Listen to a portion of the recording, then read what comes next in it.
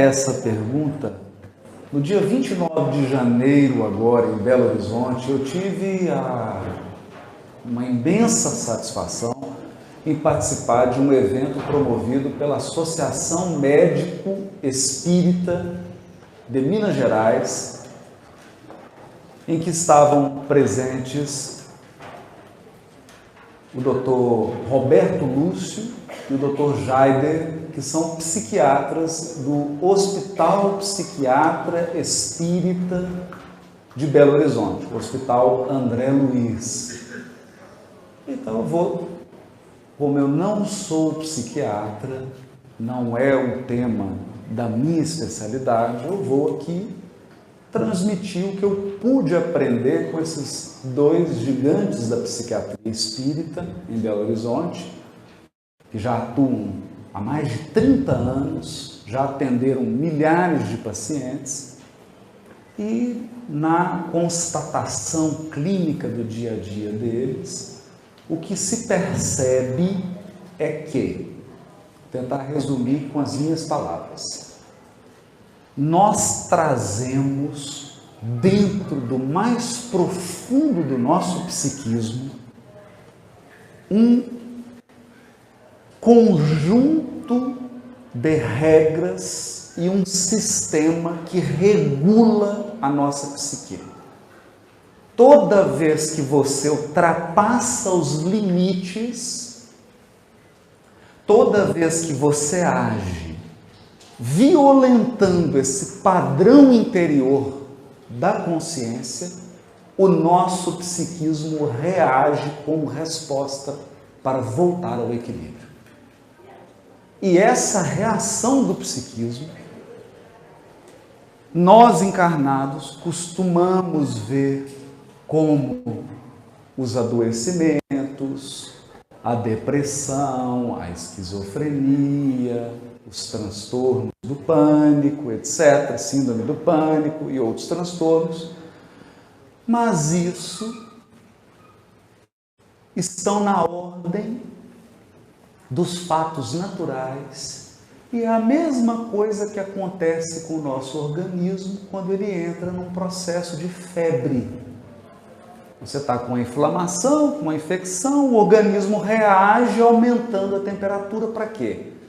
Para voltar ao equilíbrio e à saúde. Então é importante isso, porque o Dr. Jaider, nesse encontro, fez uma afirmação, e eu tive a oportunidade de conversar com ele sobre isso, ele fez uma afirmação bastante contundente. Ele fala assim: por trás do adoecimento mental, há um ponto que o espírito feriu a lei divina. Ele violou um padrão interno de consciência. E o psiquismo responde a esse excesso, a essa violação, para corrigir, para voltar ao equilíbrio. Em linhas gerais é isso. Embora o processo, para cada caso, tem sua história, tem o seu tratamento. Em que a doutrina espírita pode contribuir para isso?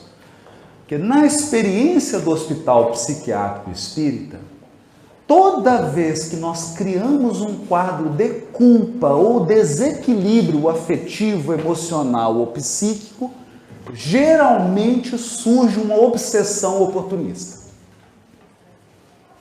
Então, aqueles espíritos que foram feridos, que estão magoados, que foram prejudicados por nós, eles chegam e agravam o quadro. E ele foi muito contundente, o Dr. Jaider, em afirmar: o obsessor não cria distúrbio psíquico, ele agrava. Quem cria o distúrbio psíquico é a pessoa.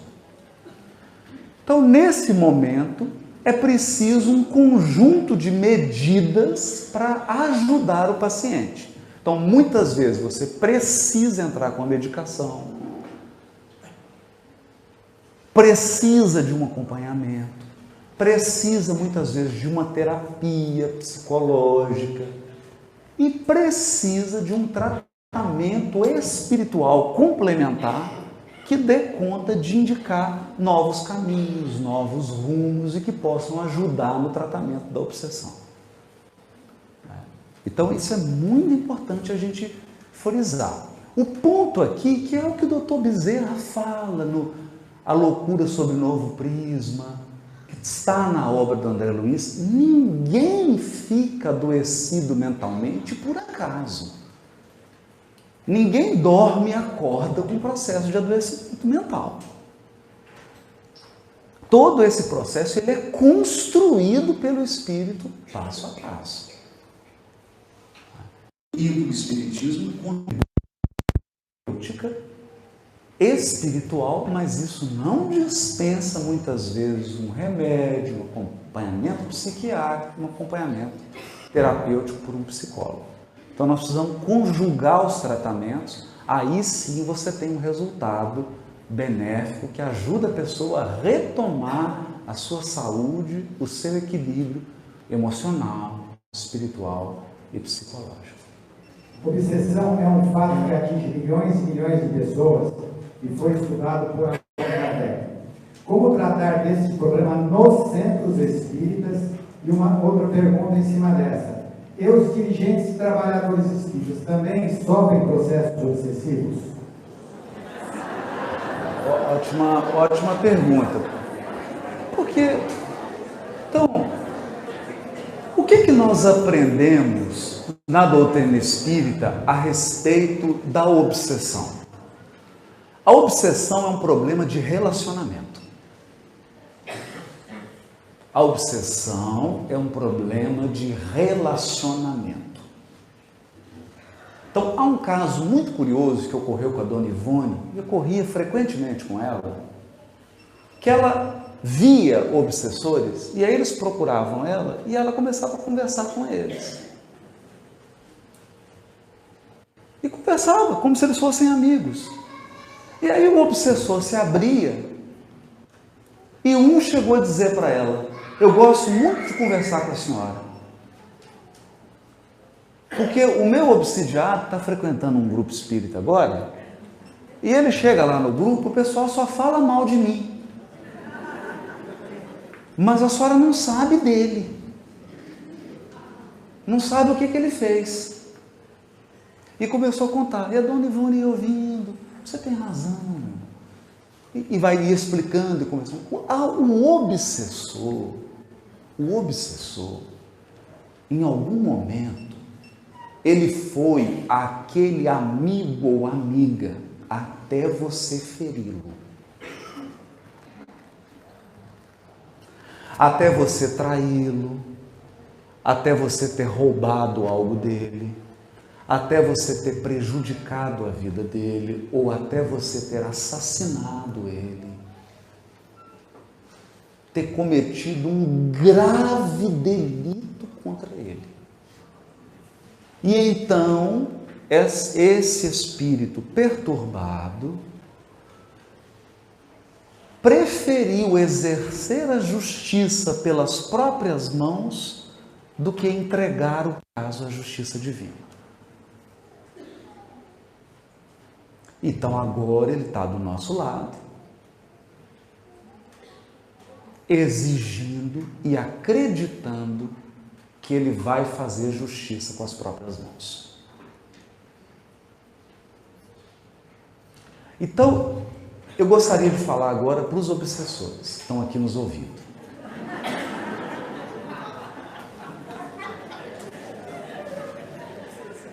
Os meus estão muito irritados porque eles têm que ouvir todas as minhas palestras. O problema do obsessor, quando ele quer exercer a justiça com as próprias mãos, e aqui vai um problema para o justiceiro, porque quando você vai exercer justiça com as próprias mãos, se você ultrapassar 1 milímetro, você vira devedor.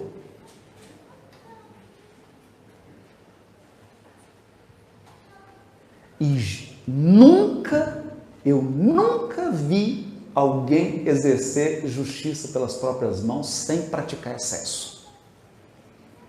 Então você vai até um certo ponto. A hora que você pratica o excesso, você vira algoz.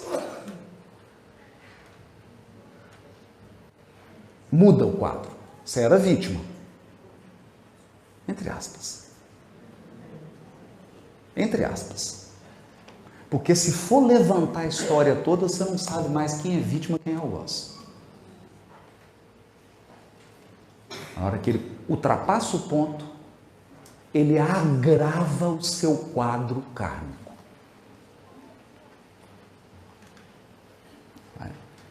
E com relação ao obsidiado, o que ocorre? Ocorre que muitas vezes ele continua igualzinho ele era quando o ofendeu. Não mudou uma vírgula.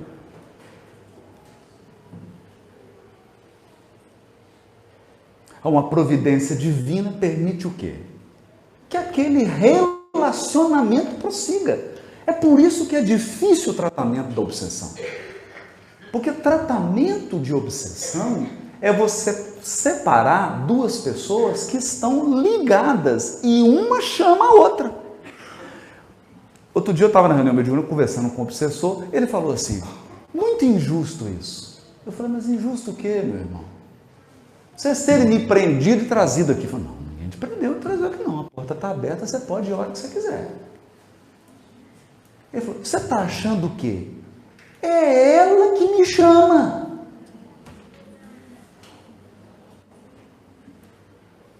Eu já até quis sair, mas ela me chama.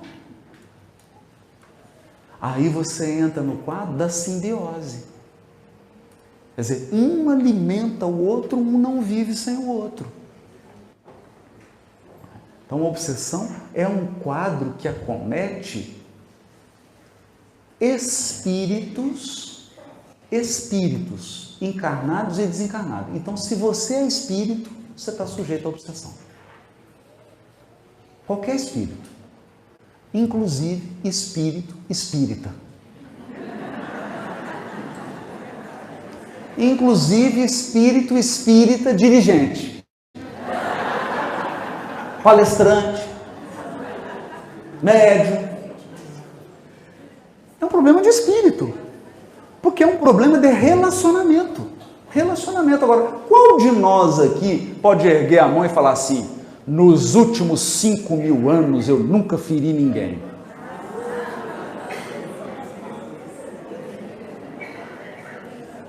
Eu não tenho coragem de levantar a mão nem falar assim, nos últimos 10 anos, eu não tenho coragem de falar isso. Então nós deixamos aí marcas. Deixamos marcas. Por isso que um elemento fundamental do tratamento da obsessão é a mudança de comportamento do obsidiado. Mudança de comportamento dele. Porque a mudança efetiva e real dele sensibiliza o obsidiado. Esse é o grande ponto. Então não é simplesmente uma coisa, vamos tirar o problema. Não é assim. É intricado. É um quadro complexo. E nós precisamos resolver as nossas questões. E as nossas questões são, na essência, falta de sensibilidade ao outro. Falta de sensibilidade ao outro, que é a raiz da obsessão. Então, todos nós temos, é natural, e graças a Deus se está a obsessão na casa espírita, porque aí o doente já está dentro do hospital. Esclareça sobre o trabalho, da unificação e a integração dos trabalhadores em um grupo espírita. Ótimo. O Dr. Bezerra tem uma mensagem psicografada por Francisco Cândido Xavier em 1964. A mensagem se chama União e Unificação. Basicamente, nessa mensagem, o Dr. Bezerra de Menezes nos chama a atenção para alguns pontos. Uns pontos que são fundamentais. Primeiro, ele diz assim, nós precisamos reconhecer, nós espíritas, que queremos trabalhar num processo de união e unificação. O primeiro ponto é a união. O primeiro ponto é a união. Mas o que é a união? Eu tive uma aula de união com um motorista de Uber. Eu peguei um Uber para ir para a reunião mediúnica e estava conversando com o motorista de Uber e era aquele momento da política que era uma discussão em casa, discussão no trabalho, estava dando até jiu-jitsu, tinha até marido e mulher divorciando, porque um votava no partido, o outro votava no outro. E aí o motorista de Uber estava lá no meio da conversa, e eu fui deixando ele falar, e fomos conversando, fui escutando, né? E chegou num determinado momento, ele falou para mim assim: olha, se eu precisasse concordar com tudo para viver com uma pessoa, eu não estaria casado há 25 anos. Eu pergunto aqui, as pessoas aqui que têm mais de 20 anos de casado, você concorda com tudo do seu marido, da sua esposa? O pessoal falou não com a convicção, né? Não. Né? Você concorda com alguma coisa? Vou mudar a pergunta, né? Você está casado há 20 anos, você concorda com alguma coisa? Não concordo com nada, mas está casado. Então as pessoas acham que união dos espíritas é concordar.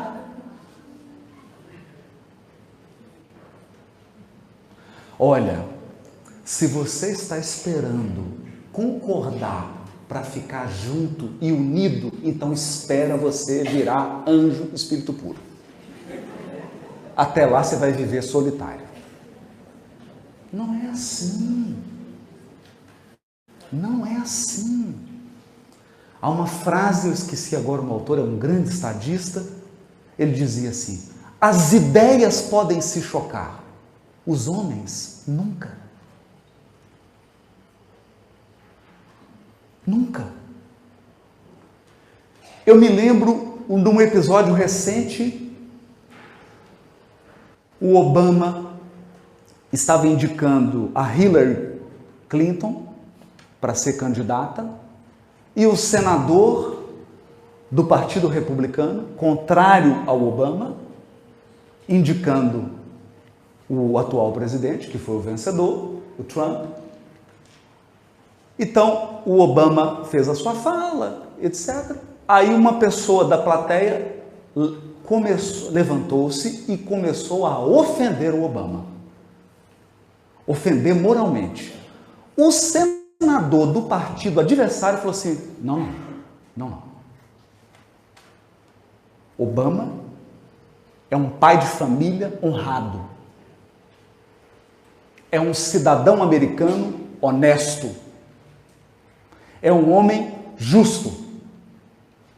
Nossas divergências são apenas políticas. Que lição! Que lição! Porque união é: eu não concordo com você. Aí a pessoa fala: e eu não concordo com você. Então vamos continuar casados.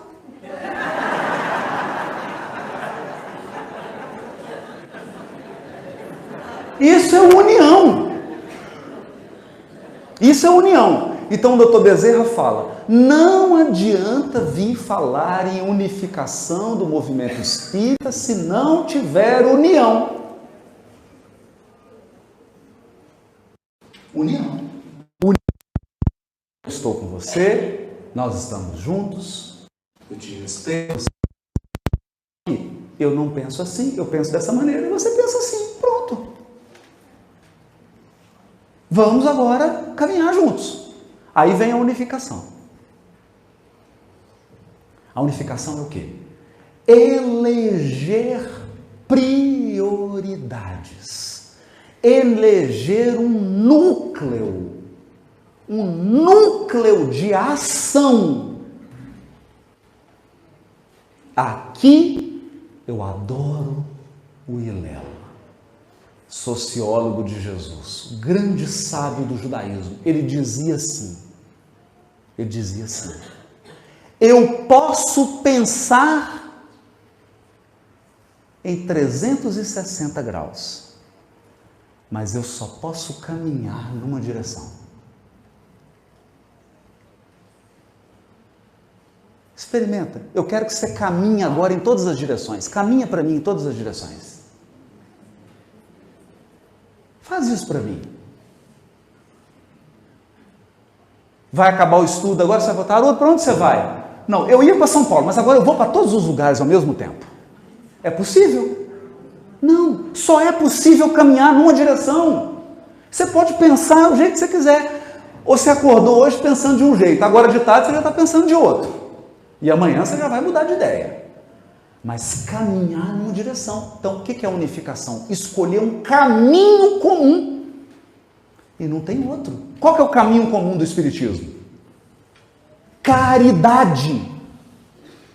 No sentido moral, material, social e individual. Não tem outro. Ah, mas eu acredito que existe unicórnio. Beleza. Então vamos lá distribuir a sopa. Então vamos entender o companheiro e perdoar. Ah, eu acredito, igual a Xuxa no Duende. Perfeito, não tem problema. O que é que tem que fazer?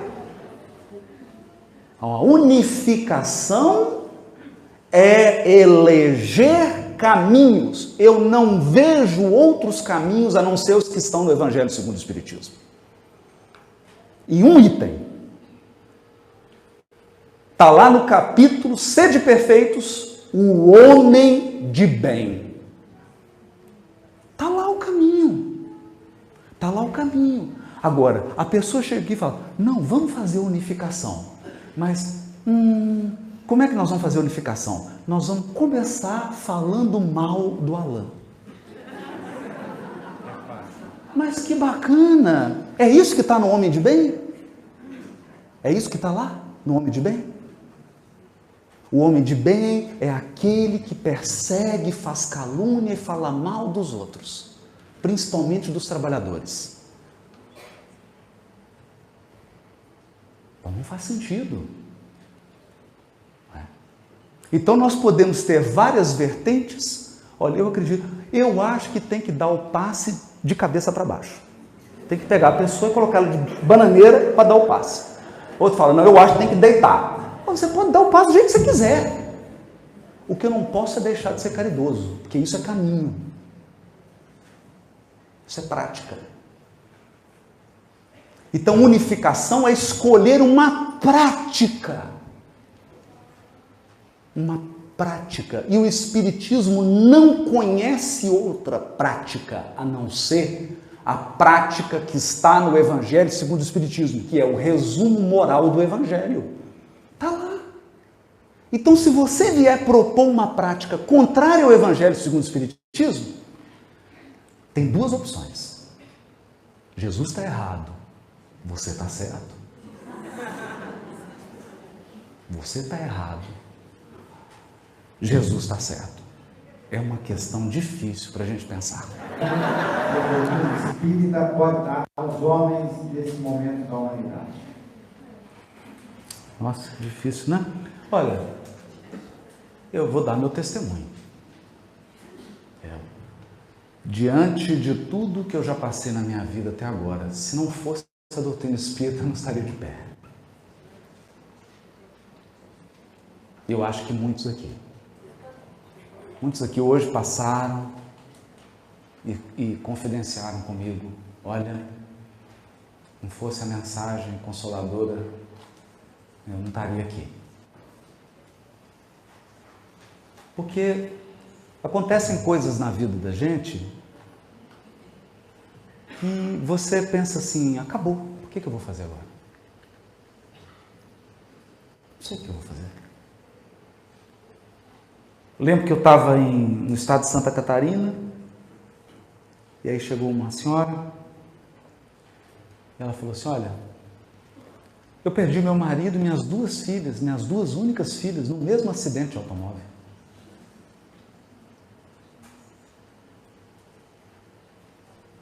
Eu olhei para ela, aquilo me deu um frio na espinha. Ela disse assim, aí fui ouvindo suas palestras, o canal, tomei contato com o Espiritismo e eu encontrei uma razão para permanecer viva.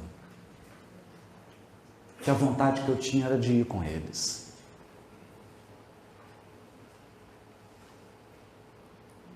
Então,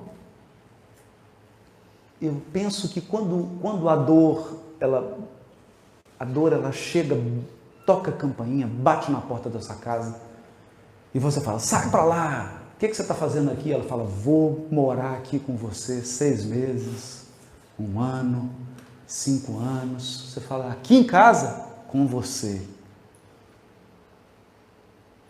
Nessa hora, você começa a enxergar a essência do Espiritismo. A essência. A essência é, você é imortal. Você é imortal. Se tudo na sua encarnação mudar, se tudo mudar, nada afeta a sua essência, a sua imortalidade. Eu não estou falando que é fácil. Eu não estou falando que é fácil. Porque às vezes as pessoas acham que o Espiritismo tem respostas fáceis. A doutrina espírita não vem tirar a dor de ninguém, ela vem tirar o desespero. Desespero, não dor. Porque você ter um filho dentro de um caixão e enterrar ele, nada tira essa dor. Mas o Consolador prometido vem e tira o desespero. Porque você segura e fala assim, nós vamos nos reencontrar. Nós vamos nos reencontrar. E aí a gente fica de pé, fica firme, vai, porque sabe que vai chegar a hora que você vai reencontrar todos os seus seres queridos que já se foram. Que problema financeiro não vai ser mais problema financeiro. Que saúde não vai ser mais problema porque você vai perder o corpo. Então você vai regressar para o seu lar verdadeiro. Porque contaram uma mentira para a humanidade. Disseram para os encarnados, vocês morrem. E para tirar essa mentira, não está fácil. Não está fácil. Então, esse é meu testemunho. Estou aqui de pé. Vamos seguir firmes na certeza de que o que é essencial, o que é eterno, não está aqui. Não está aqui. Isso nos torna irresponsáveis? Não, isso nos torna mais responsáveis. Isso nos torna indiferentes? De jeito nenhum. Isso nos dá senso de aproveitamento. Aproveita o seu dia de hoje, porque tudo vai mudar. Isso nos dá senso de oportunidade. Faça o seu progresso espiritual. Aproveita. Aproveita. Porque o Espiritismo é a maior bênção da humanidade, mas o Espiritismo não garante a sua espiritualidade. Da mesma maneira que essa universidade não garante que o aluno vai sair daqui competente. Quem garante a competência do aluno é ele. O Espiritismo está aí nos dando tudo. Agora, espiritualidade é você que constrói dentro do seu coração com o Espiritismo que chegou nas suas mãos. Que Jesus te abençoe, que você possa aproveitar essa oportunidade. Porque se há 5 séculos atrás eu tivesse Espiritismo,